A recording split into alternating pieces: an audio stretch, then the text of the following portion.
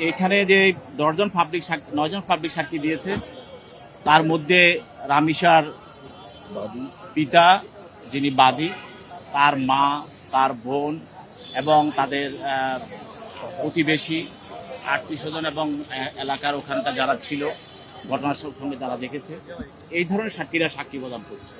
তো এই 9 জন পাবলিক সাক্ষীর মধ্যে সবাই মামলাটা প্রমাণ করার জন্য যাহা যা প্রয়োজন,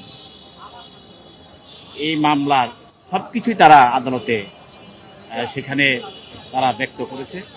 এবং আসামি পক্ষের আইনজীবী উনিও যারা করেছেন, যারা করে তাদেরকে তাদের বক্তব্যে কোনো কিছু তারা খণ্ডন করতে পারেন না।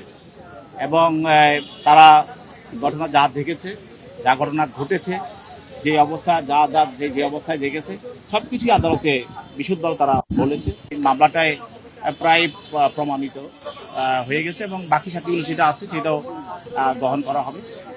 আমরা আশাবাদী যে পাবলিক সাক্ষী পর্যাপ্ত যে তথ্য প্রয়োজন এই মামলা প্রমাণ করার জন্য তারা প্রদান করেছে।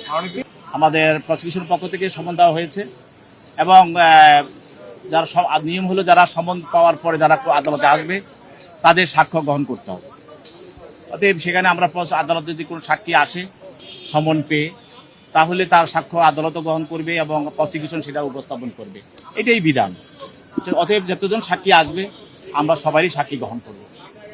আসামি পক্ষের আইনজীবী উনি চেষ্টা করছেন ভালোভাবে তার আসামি পক্ষে ডিফেন্স নেওয়ার জন্য চেষ্টা করছেন এবং বিভিন্ন বিষয়ে উনি তুলে ধরার চেষ্টা করছেন।